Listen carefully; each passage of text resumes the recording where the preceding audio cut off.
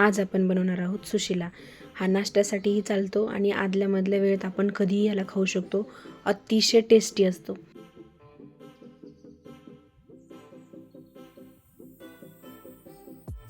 यासाठी साहित्य घेऊयात. 1 वाटी कांदा, 1 वाटीमध्ये डाळवा, भाजलेले शेंगदाण्याचे कूट, मिरची, कढीपत्ता आणि कट केलेले खोबऱ्याचे तुकडे.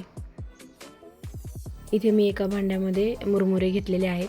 भांडं थोडंसं मोठं घ्यायचं म्हणजे आपल्याला हे मुरमुरे भिजवताना व्यवस्थित भिजवता आले पाहिजेत. तर याच्यामध्ये मी पाणी टाकलेलं आहे. हे व्यवस्थित हाताने असे त्याच्यामध्ये पाण्यामध्ये बुडवून घ्यायचे म्हणजे हे व्यवस्थित मऊ होतात. तर अशा प्रकारे हे व्यवस्थित भिजवून घ्यायचे. यातलं सगळं पाणी काढून घ्यायचं आणि व्यवस्थित असे कोरडे करून घ्यायचे. एका कढईमध्ये जिरे, मोहरी आणि कट केलेला कांदा टाकायचा. कांदा तेलामध्ये व्यवस्थित भाजून घ्यायचा. कांदा भाजून झाल्यानंतर त्याच्यामध्ये हिरवी मिरची व्यवस्थित अशी परतून घ्यायची तेलामध्ये. हिरवी मिरची आणि कांदा व्यवस्थित भाजून झाल्यानंतर याच्यात आपण डाळवा टाकणार आहोत.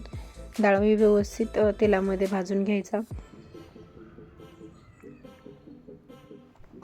याला व्यवस्थित असं मिक्स करून घेतल्यानंतर याच्यात आता कढीपत्ता टाकायचा. कढीपत्ताही व्यवस्थित मिक्स करून घ्यायचा. हे सर्व व्यवस्थित मिक्स झाल्यानंतर यामध्ये 1 चमचा हळद टाकायची. हळदही व्यवस्थित मिक्स करायची. याच्यामध्ये मी खोबऱ्याचे तुकडेही टाकत आहे. हे सर्व व्यवस्थित मिक्स करून घ्यायचं. हे सगळं मिक्स केल्यानंतर आपण बारीक केलेले शेंगदाणे याच्यात टाकायचे.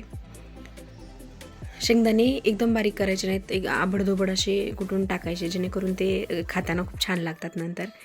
तर हे मिक्स करून घेतलेलं आहे. इथे मी भिजवलेले मुरमुरे घेत आहे. यामध्ये आता आपण मीठ टाकणार आहोत. चवीप्रमाणे याच्यात मीठ टाकायचं, मिक्स करून घ्यायचं आणि हे आपण या कढईमध्ये टाकून घेणार आहोत. हे सर्व मिश्रण व्यवस्थित मिक्स करायचं. हे छान असं व्यवस्थित एकजीव करून घ्यायचं. मस्त अशा प्रकारे आपण हे व्यवस्थित असं मिक्स करून घेणार आहोत. यानंतर आपण याला 5 मिनिटं कमी गॅसवरती झाकून ठेवूयात. मस्तपैकी हा सुशिला आपला तयार होतो. तुम्ही मुलांना एकदा बनवून नक्की चारा, त्यांना खूप आवडेल.